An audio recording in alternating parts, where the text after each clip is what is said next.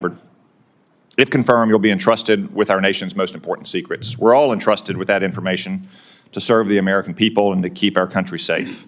Unfortunately, as you said in your opening statement, we've seen too many instances in recent years of people who were trusted with classified information and went on to abuse and politicize that trust. For example, in October 2020, more than 50 former intelligence officers, many of whom still held a top secret clearance, wrote a letter invoking their credentials to make false claims about Hunter Biden's laptop, likely being Russian disinformation. Do you agree that this was an example of intelligence professionals abusing and politicizing their past positions and credentials?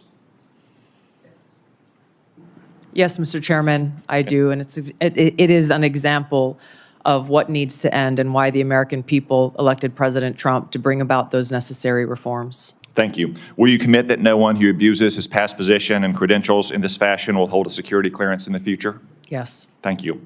Now, I want to be fair to my Democratic colleagues. Such abuses aren't just a problem on the left. Also in 2020, President Trump's former National Security Advisor, John Bolton, published a book in which he revealed sensitive conversations with the president on national security matters, including highly classified information. He didn't submit this book for review and approval to ensure that our national security secrets were protected. Do you agree that John Bolton's actions likewise undermined public trust? Yes, Mr. Chairman. Will you commit that no one who so abuses his past position and risks the exposure of classified information by publishing a book without submitting it for review and getting approval before publication will hold a security clearance again or be trusted with classified information again? Yes. Thank you. Let's move on to the topic of ODNI reform that I mentioned in my opening statement.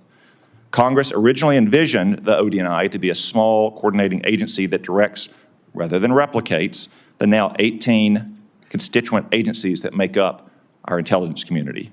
Over the years, however, the ODNI has strayed from this vision to an organization that now publicly boasts nearly 2,000 people, more than half of whom are not detailed from an intelligence agency, but rather are career ODNI bureaucrats.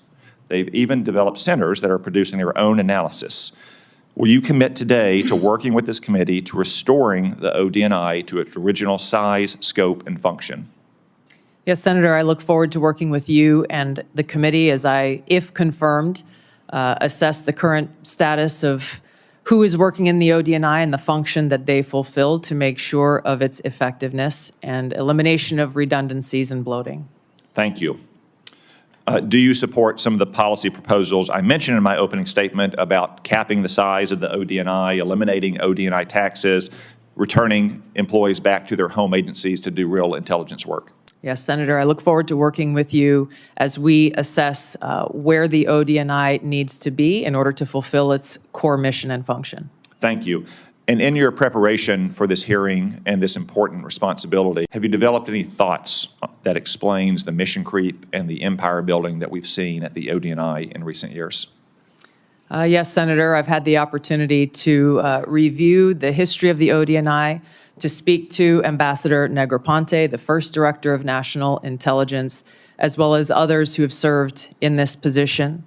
I think there are a number of contributing factors to the creation of centers, or not centers, but offices like the recently eliminated Office of DEI within ODNI, and other areas where I need to go in and assess the replication and the duplication of responsibilities that exist elsewhere and some of the other intelligence elements that ODNI has oversight over. Thank you. Colleagues, I will lead by example and yield back 1 minute of my time and recognize the Vice Chair.